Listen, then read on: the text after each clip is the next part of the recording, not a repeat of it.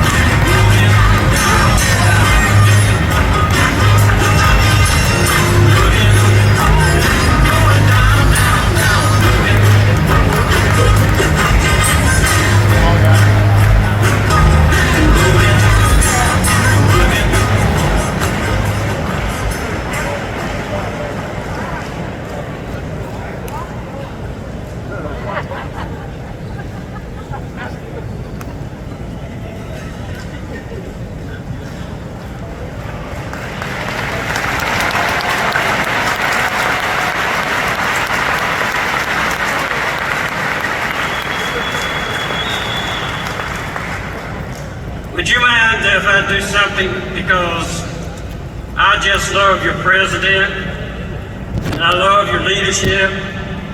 If Fred would come back up here for just a second. Don't want to embarrass him. If he gets embarrassed, that's just okay. Let me say this about Fred. Fred and I have been friends now, I guess 12, 15 years.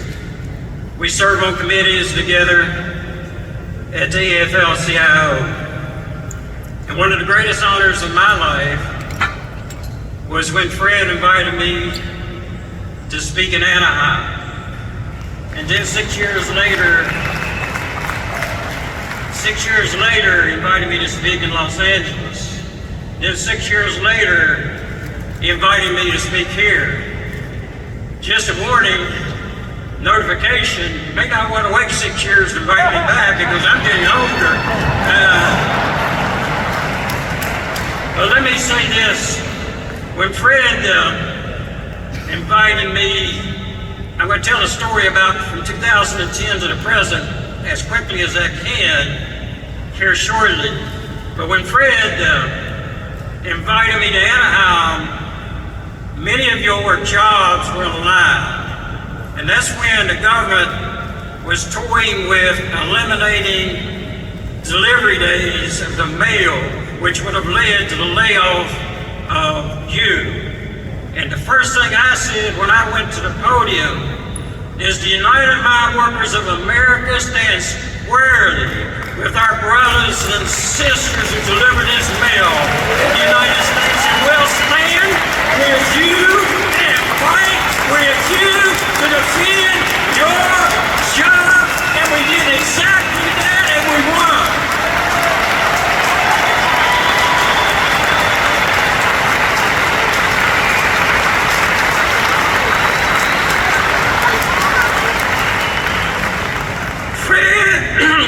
Fred, I talk a lot, speak a lot.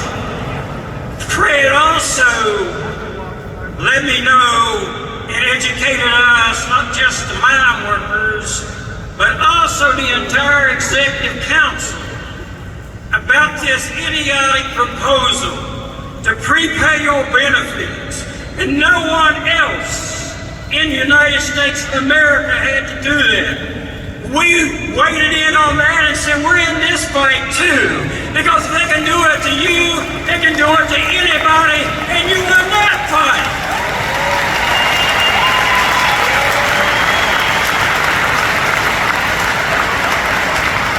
But I want you to do one thing for me. And it's not just Fred, it's this entire leadership team all the way back to the time of Moses. No leader ever did anything by themselves. Moses had to get help, even though he had the power of God and the staff, because he wasn't a very good speaker, so he got his brother Aaron to help him. And that's exactly what every leader in the AFL-CIO has to do. But let me tell you something. You are blessed. In the words of John L. Lewis, come back to me right this minute. He was the most powerful leader, not just in the labor movement, but the most powerful leader in the United States, because he had the workers in this country behind him. And this is what he said when he was asked, Mr. Lewis, where do you derive your power from? And this is what he said, I derive my power from the membership of the United Mine Workers and Fred. And this leadership team derives its power from the powerful leadership out there and the wonderful membership that this union has. Not only should you stand and give your leadership a round of applause. These people are the blood of your blood, the soul of your soul. I say you've got tremendous leadership. Let's give it a round of applause.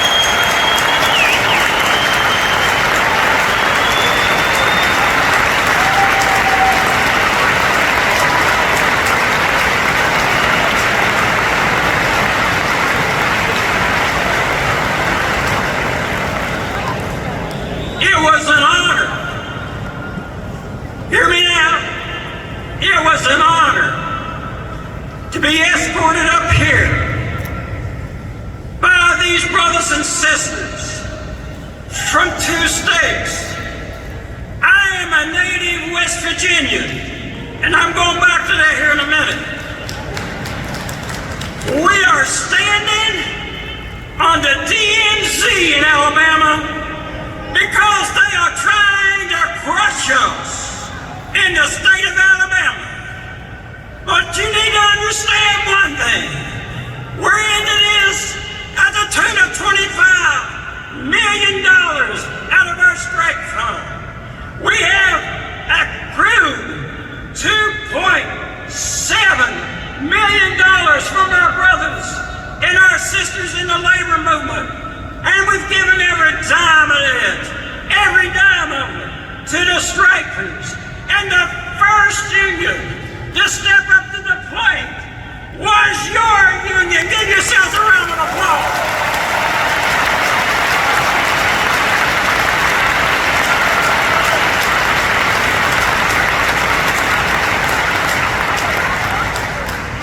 I don't know where the delegate is, or even if he's here today, but my friends from West Virginia will appreciate this. Show of hands. How many of you happen to be at the convention in Anaheim? Or somewhere out here? Maybe. Perhaps the delegate who was slightly, what's that word, inebriated? Back in West Virginia, we say he was drunk. You educated people get me.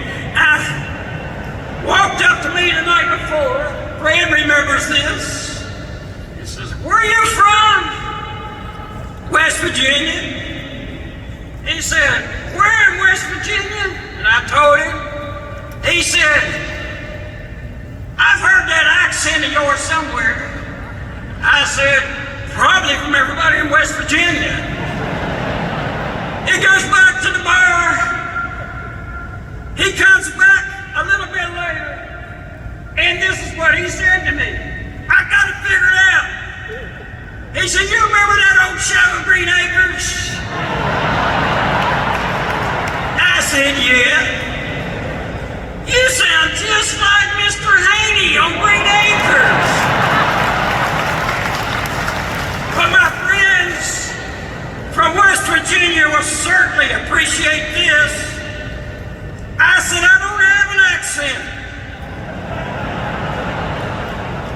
God talks like me. If you don't believe it, you just wait.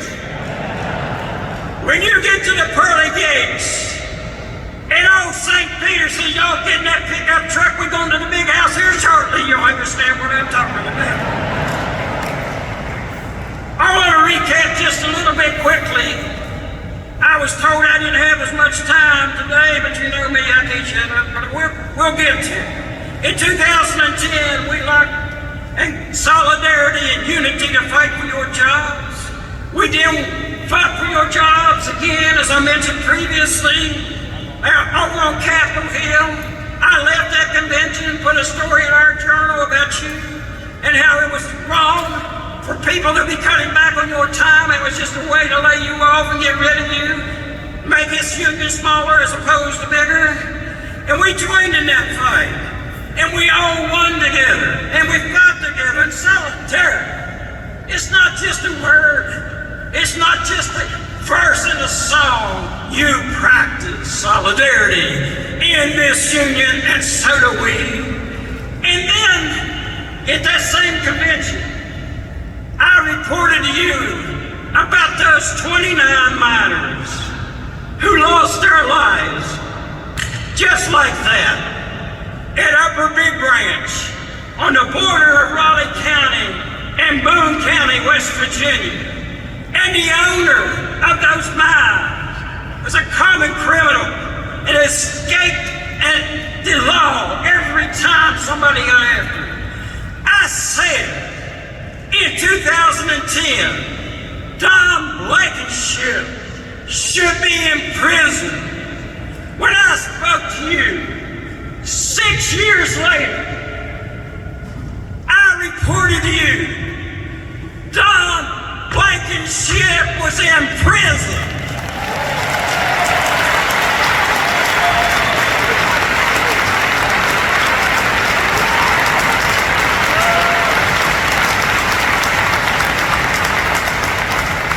And then I told you about our fight for 22,600 retirees and their families health care.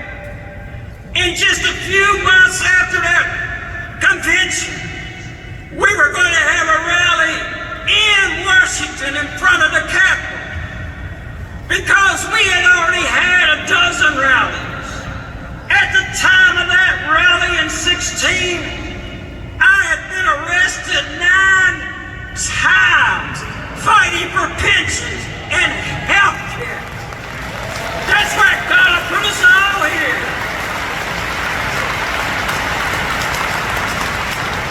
Someday we'll be judged by how we treat the least of these. They were actually cutting off health care. People dying with pneumoconiosis or black lung. People with broken backs. People had $5,000 a month prescription bills. And we said, this will not stand. We struck Peabody, Arch, and Patriot before that convention. Not in traditional sense. We went to their home offices and rallied and basically kept them from operating. And people told me, well, this won't work. But they gave us $400 million to leave St. Louis.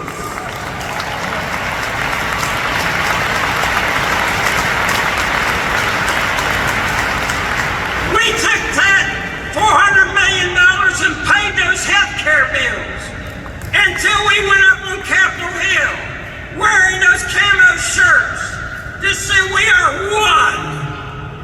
We are everywhere. And that is true. The American labor movement is one. And we are everywhere.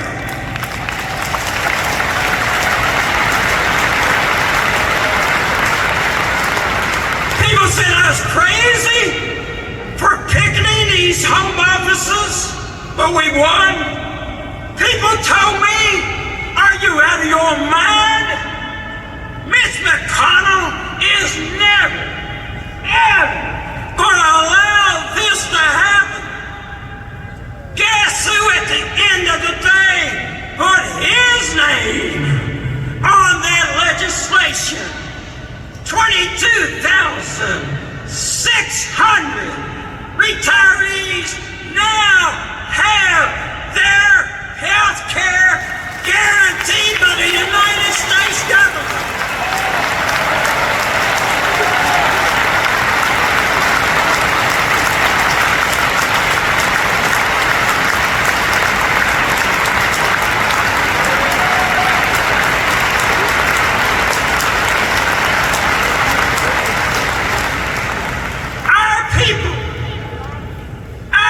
Said, oh, we can take a break now. I said, no, we can't. Because we were not only promised health care, these companies and this government in 1946 promised us pensions. And these bankruptcies were about to destroy pensions for 100,000 people. We will not stop. We will not rest until these pensions are guaranteed. And guess what? What do you think happened? In December of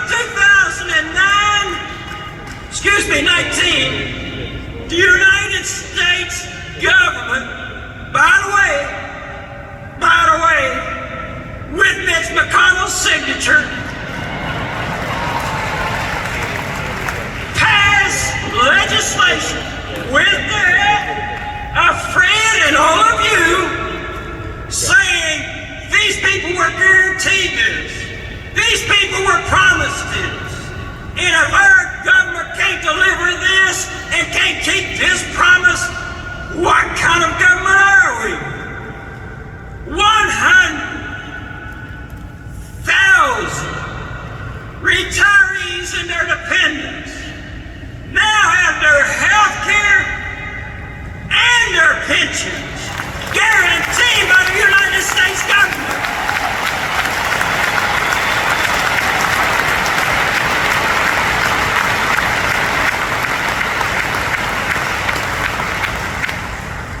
But it seems like since the inception of our union in 1890, that there's always a fight. And our people continue to ask me, why do all these fights come our way? Why are we the ones that always have to fight and strike and do without? And there's one answer to that. God knows coal miners can handle it.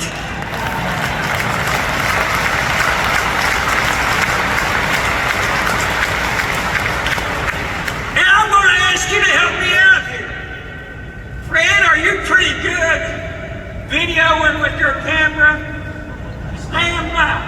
If you're not, get somebody that can, because I'm going to take you right to Alabama here in a minute. And I want you to stand up here momentarily for those brothers and sisters who've been on strike about 494 days in Alabama. People say you can't strike in the South. You can't strike in Alabama. But I want you to know something. We are striking in Alabama.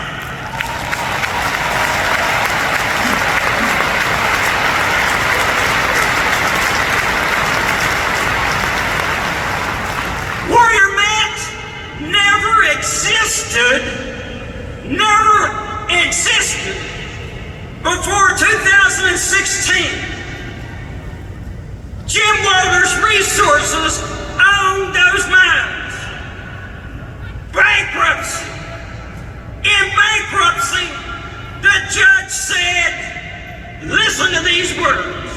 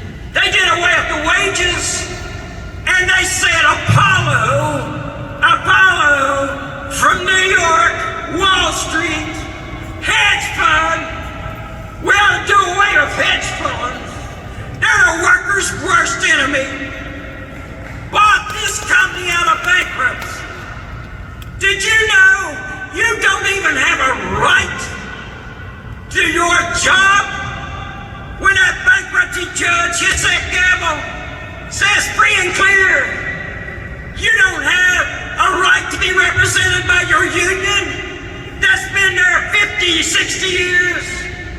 You don't have a right to go back to the job you've had for 30 years. Brothers and sisters, we not only need labor law reform, we need bankruptcy reform.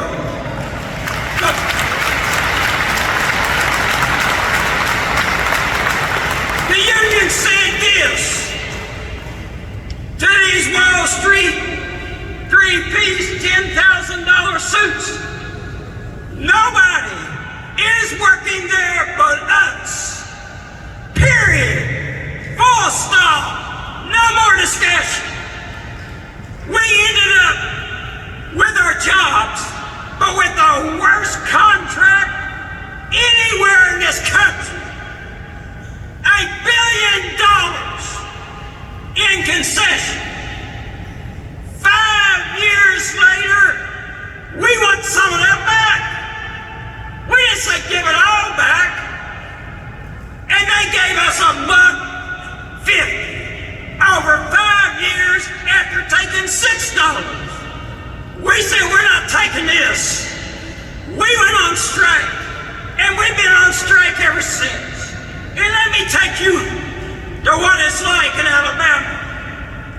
There's not a politician in the state of Alabama that's bothered to walk a picket line with our brothers and sisters. Not one. There isn't but one that came to a rally, and we've had 50 some of them. We rally every Wednesday. We just changed that to every other Wednesday lately. People are tired, giving them a break. But let me tell you, when somebody runs up to me, particularly in Alabama, and says, we're all for you. Where you been? Where you been? When these people have been doing without, been on strike this whole time. We had a hearing up on Capitol Hill in the United States Senate, and the Senator Tommy Tuberville, who couldn't coach football, he ought not to be a senator either, came up here and stood before your man, and would not even speak to these strikers. But let me tell you something, brothers and sisters, we aren't quitting. We're gonna fight, and then Region 10 of the National Labor Relations Board decided we should pay for the driver that's hauling the scabs into the premises of Warrior Met. We should pay for that parking lot that they built. And oh yeah, poor Warrior Met. Poor Warrior Met. You've cost them money financially. Guess what? The country understood many years ago that it is a right of workers in this country to strike and put pressure on their employer.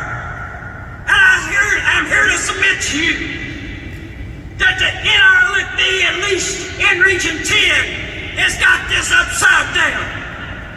They said we owe that $13 million. We're not giving Warrior Met a dime. Not a dime. Not a dime.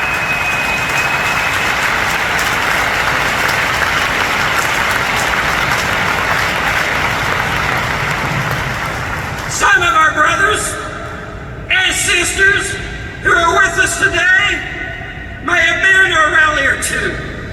Maybe they've been to a march. But in Alabama, we've got this chance. This is your opportunity right here to send a message of lifting up those strikers. When 5,000 of you will be willing to stand in unison to do what we've been doing. And this is what we say. I say, Warrior Met ain't cold. Warrior Met cold. You say, ain't got no soul. This sounds like some of the other movements we've been in for the past 100 years. What's your part? Ain't got no soul. All of you. If you want to help these strikers, you want to lift them up, you want to send a message of where you're at, get on your feet right now. Are you ready in the back? We're going to put this on our Facebook page, if it's all right with your president and your board. We're going to practice once. William F. Cole. Practice one more time, please. William F. Cole.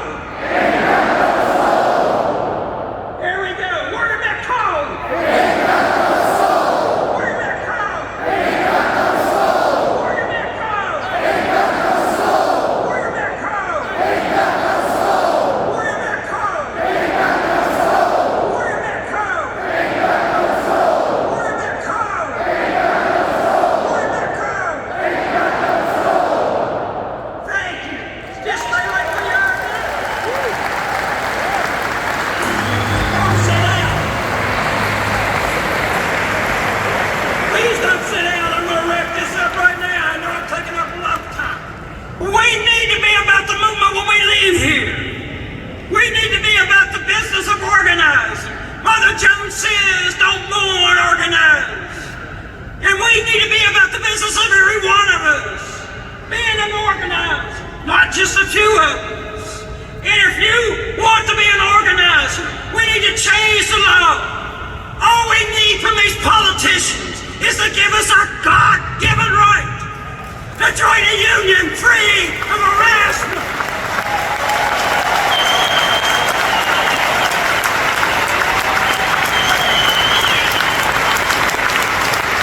Free of dance! And when we get there right, they can get out of the way. And then we'll go out across this country and we'll pose these questions. Do you want higher wages? Join a union. If you want health care, you should. If you want retirement security, you should. If you want job security, equal pay. If you want to turn that bad job you got into a good one, you should.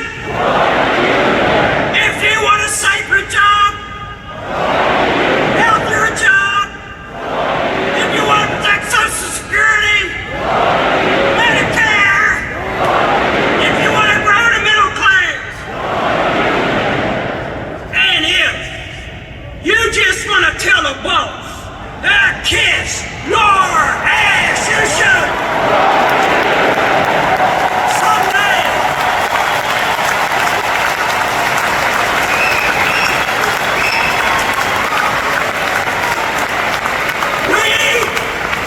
we are not totally free until we can join any union we want without the threat of being fired, without the threat of scares. But someday, in the immortal words of Dr. King, we can all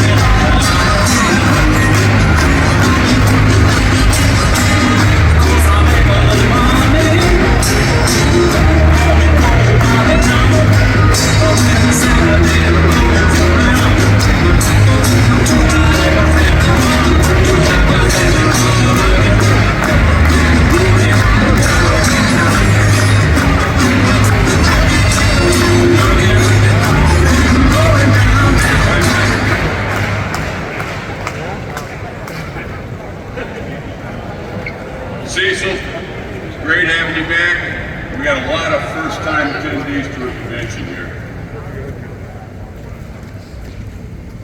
You know, it's funny, somebody gave us this button they wanted us to give you. It's a quote. It's a quote from a very famous and influential labor leader from the 2010 NALC convention, quote from Cecil Roberts. You want to tell the boss to kiss your ass?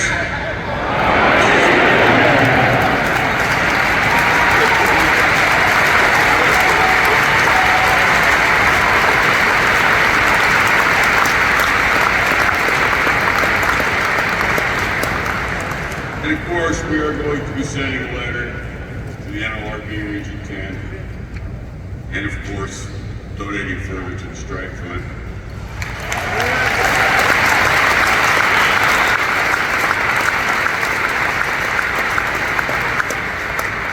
I don't know what the hell this is for you. And I'm told you like our veteran shirt. Absolutely. We got you. My last. Well, we got you 4 more. We got some new designs here.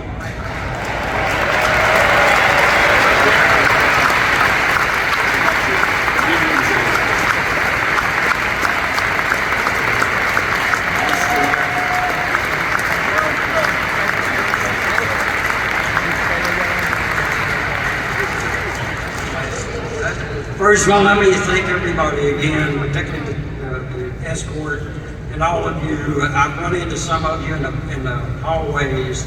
Thank you and God bless all of you. Keep praying for our brothers and sisters down in Alabama.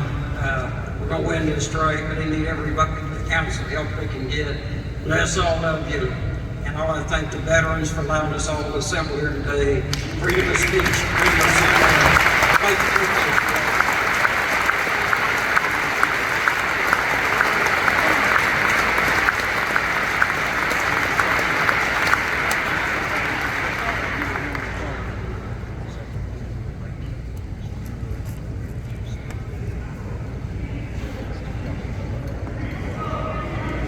Cecil, Cecil, Cecil, Cecil, Cecil.